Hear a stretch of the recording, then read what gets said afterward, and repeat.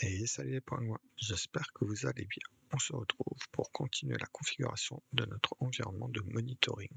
Après l'ajout de l'observabilité, on va s'occuper de créer notre premier plugin, commande et notre premier service.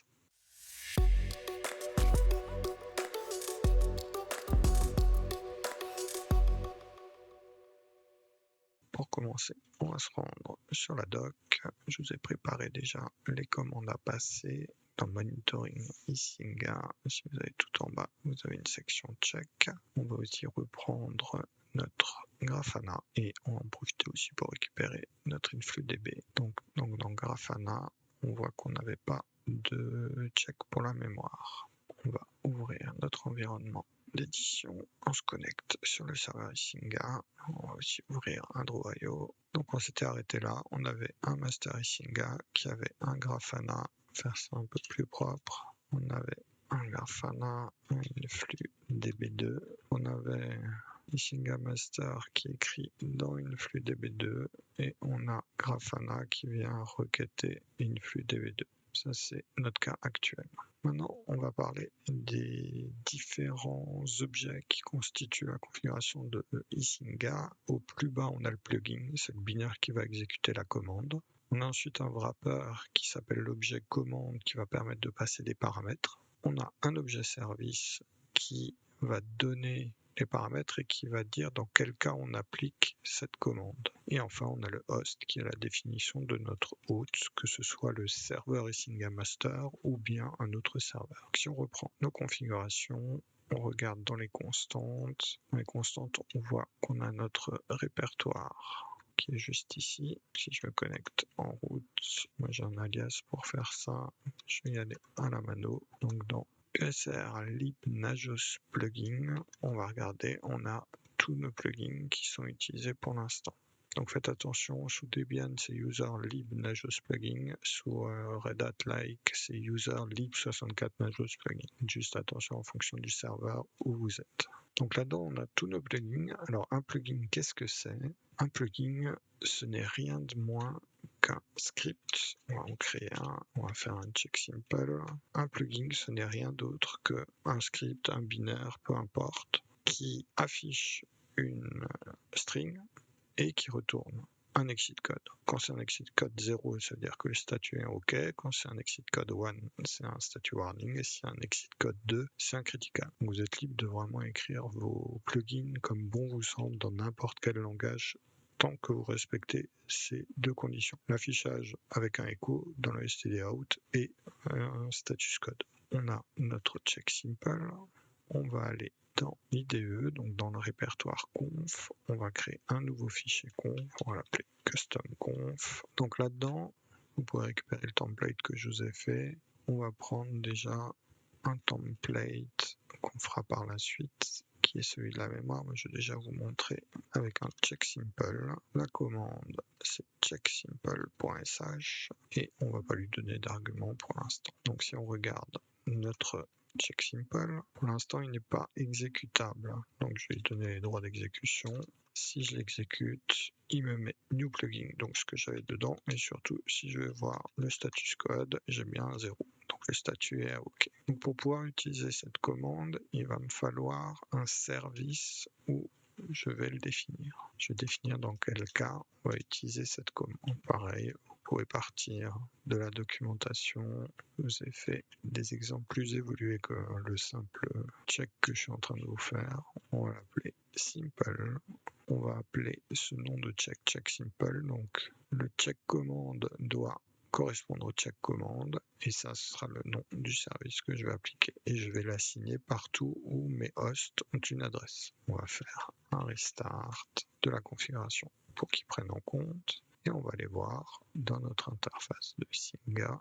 Vous voyez que j'ai un check en pending, qu'on voit que c'est service simple. Je vais forcer le check et rafraîchir. Je vois que il m'a affiché new plugin. On va aller vérifier ça en changeant le statut. Donc cette fois-ci, si je veux pas sortir en 0, mais que je veux sortir en 1 et que je rafraîchis, je vois bien que je suis passé dans un statut warning. Donc là, je modifie directement le plugin, j'ai pas besoin de recharger la conf. Donc ça, c'était pour un exemple relativement simple pour vous expliquer les bases. On va prendre un exemple qui va nous être beaucoup plus utile. On va regarder par exemple dans Memory, on n'avait pas de graphe de mémoire. Donc pour ça, on a un plugin qui a été fait en Perl.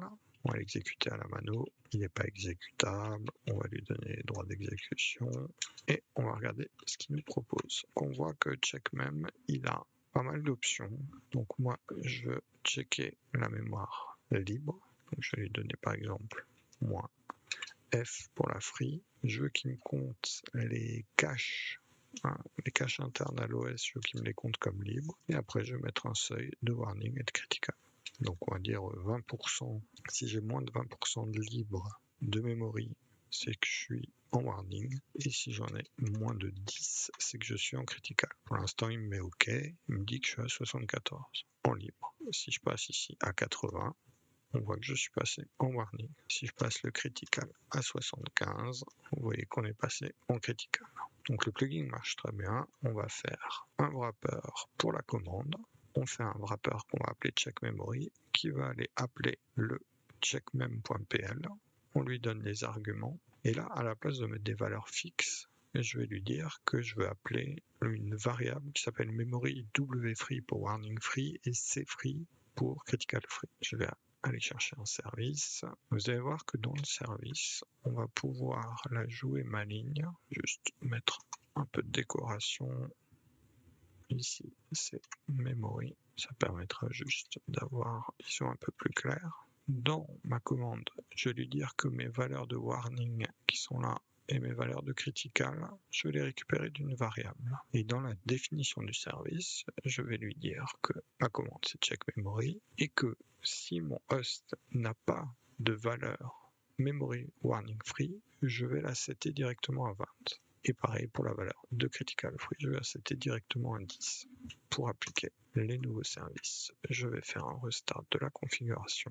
On voit qu'on a toujours notre plugin qui est ici.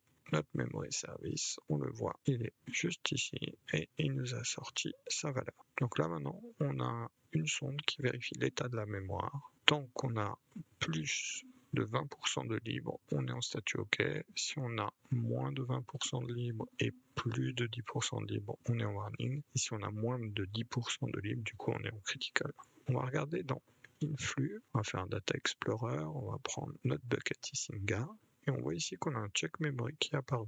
Donc maintenant qu'on a notre tag ici, on va pouvoir l'éditer. Le graphe de la mémoire, on a vu qu'il s'appelait check memory. On lui fait un apply et on voit qu'il graphe directement. Alors comment il fait pour grapher? Alors ça c'est la magie qu'il y a derrière le plugin, ça s'appelle les perf data.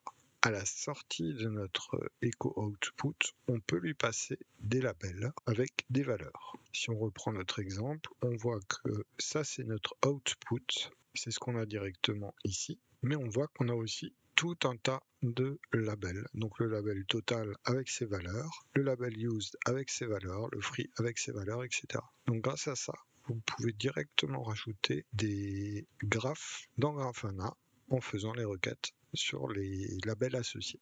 Donc vous avez énormément de plugins qui existent. Vous pouvez retrouver les principaux sur le site de Isinga, vous les voyez juste ici. Donc ça c'est les principaux, mais vous êtes surtout libre, comme vous avez vu avec le plugin Simple, vous êtes surtout libre de les écrire dans n'importe quel langage que vous voulez. Et vous pouvez aussi directement intégrer des perfs data pour rajouter de la data dans vos Grafana. Voilà, j'espère que cette vidéo vous a plu.